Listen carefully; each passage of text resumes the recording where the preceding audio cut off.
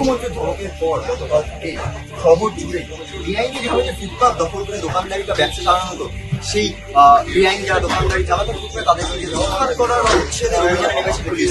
শহরের আনাচে কানাচে প্রতিটা ফুটপাত যেখানে যেখানে এরকম ব্যবসা চালানো বেআইনিভাবে দখল করে সেই জায়গায় কিন্তু যারা ব্যবসা তাদেরকে উচ্ছেদ করার ছবি আমি একবার দেখো। গড়িয়াহাটে গতকাল একদিন যখন করা হয়েছিল গড়িয়া থানার পুলিশের তরফে, ঠিক তার উল্টো দিক ট্রায়াঙ্গুলার পার্ক থেকে শুরু করে যেই দিকটা গড়িয়াহাটের দিকে যাচ্ছে সেই দিকে যে সকল দোকান রয়েছে 1/3 বাইরে, অর্থাৎ বাইরে সকল দোকান রয়েছে সেই দোকানগুলিকে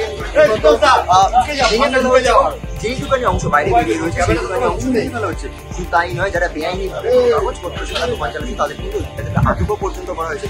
মুখ্যমন্ত্রী মমতা বন্দ্যোপাধ্যায় সোমবার প্রশাসনিক বৈঠকে বলেছিলেন যে ফুটপাতে যেইভাবে দোকানদারি চালানো হয় তা আদৌ গ্রহণযোগ্য।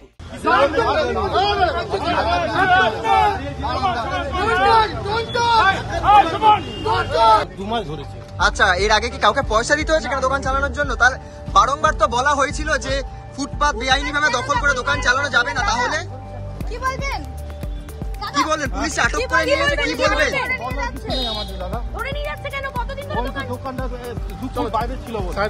কি দোকান কেন ফুটপাতে কেন দোকান?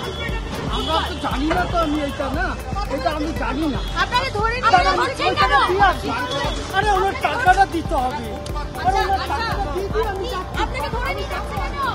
কতদিন ধরে ফুটপাতে দোকান চলছে? কতদিন ধরে ফুটপাতে দোকান চলছে?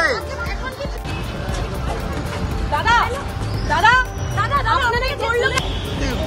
গরিব মানুষের অসুবিধা হচ্ছে, হকারদের, আর কি দেখা যাক এখন যতদূর যাওয়া যায়, ততটাই চলবে, এর বেশি আর বলতে পারছি না। জল বৃষ্টি আসছে তো এই জন্য ওই কাপড়টা টানো হচ্ছে বৃষ্টির জন্য। কি বলতে চান? এইভাবে চলবে আর কিভাবে চলবে, যা প্রশাসন যা সেটাই আমাদের মানতে হবে। আপনার চোখে জল চলে এসছে, কি বলবেন? পরিবার এবার কিভাবে চলবে? কি আর বলবো, চলছে এইভাবেই চলবে। উত্তর থেকে দক্ষিণ, মধ্য কলকাতা থেকে শুরু করে বিধাননগর পর্যন্ত শহরে প্রতিটা জায়গায় যেখানে যেখানে বেআইনিভাবে ফুটপাত দখল করে ব্যবসা চালানো সেখানে সেখানে পুলিশ পৌঁছচ্ছে, এবং রাত হোক বা সকাল প্রতিটা মুহূর্তে পুলিশ পৌঁছে যারা বেআইনিভাবে দোকানদারি ব্যবসা হচ্ছে তাদের দোকান এবং তাদেরকে উচ্ছেদ করা হচ্ছে। কি কারণে তাদের পয়সায় তারা এখানে দোকান দিচ্ছিল সেই বিষয়ে যখন দোকানদারের প্রশ্ন করা হচ্ছে তারা কিন্তু কোনো রকম উত্তর দিতে পারছে না। তারা বলে নির্বাহ করে যাচ্ছে, যখন তাদের প্রশ্ন করে টাকা পয়সা দিতে হচ্ছে কিংবা কোনো রকম ভাবে তারা এতবার বলার পরবর্তী তারা সাহস কি করে পেল, কিন্তু সেই প্রশ্নের উত্তর তারা কেউ দিতে পারছে না। গড়িয়াহাট থেকে সংবাদদাতা সাজকাল।